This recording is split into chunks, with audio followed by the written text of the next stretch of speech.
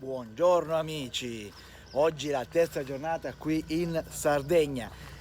Non è una giornata spiacevole, anzi è una giornata piena di sole.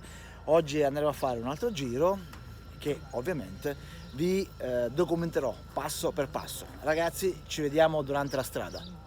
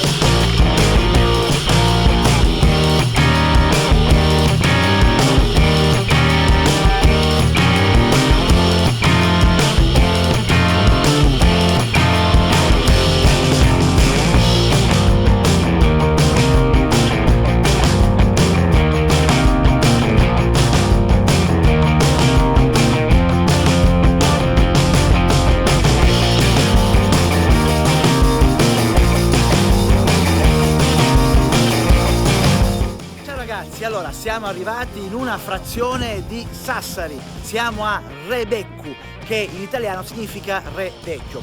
È una piccola borgata formata da 30 case circa, anche se anticamente, nell'epoca giudicale, parliamo quindi un po' prima del periodo medievale, era un centro molto importante, contava all'epoca più di 400 abitanti. Purtroppo intorno al 1400 ci fu una vera e propria decadenza di questo borgo, fino ad arrivare nel 1950 quando gli abitanti erano soltanto in 6.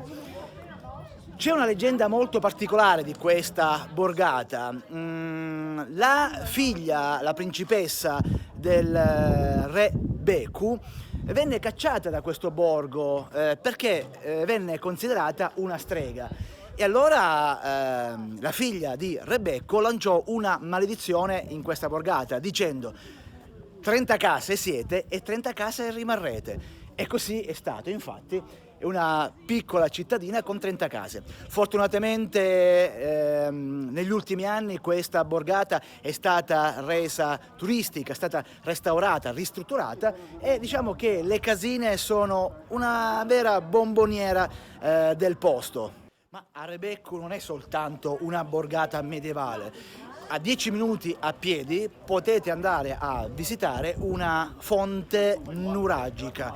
Si percorre un sentiero in pietra fino ad arrivare, in poco tempo, come dicevo prima, a questa fonte e stiamo andando appunto lì a vederla. E poco meno di 10 minuti siamo arrivati finalmente alla fonte nuragica Sulumarsu e si arriva con un sentiero molto dolce, non c'è nulla di difficile.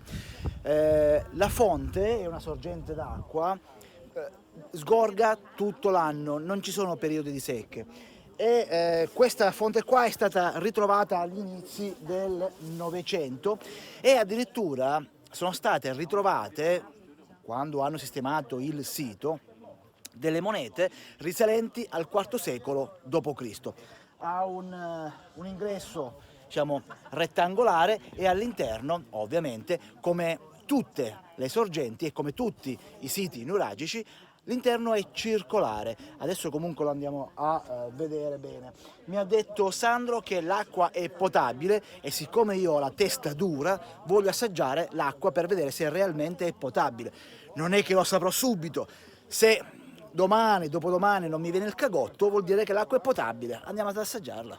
Allora, visto che non ho un bicchiere per poter assaggiare l'acqua, faccio come fanno gli animali, mi abbasso e vado a bere. Allora, spero di potervi far vedere.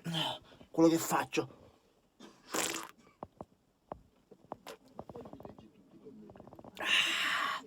Allora, l'acqua è buona, è fresca. Allora, mi hanno detto che è potabile, io mi fido di Sandro, l'ho bevuta e devo dire che è buona. Merita veramente.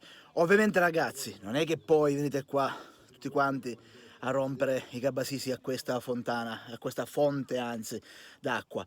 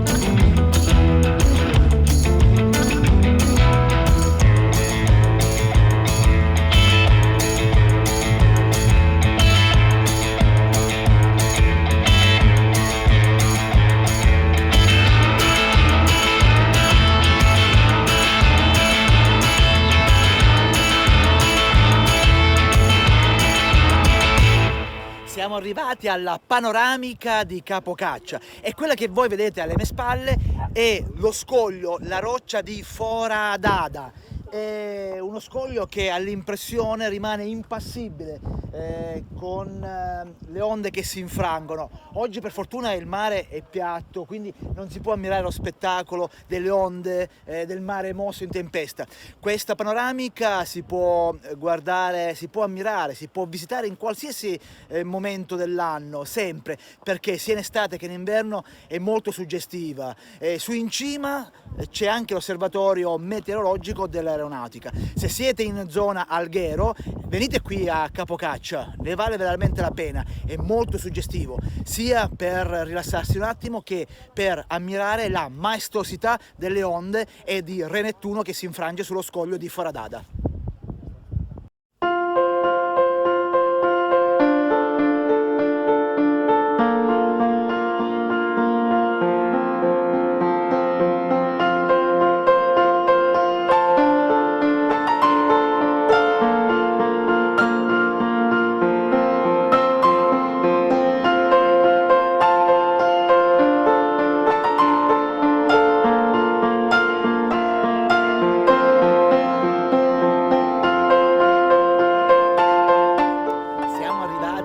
Alghero, in compagnia dello straniero?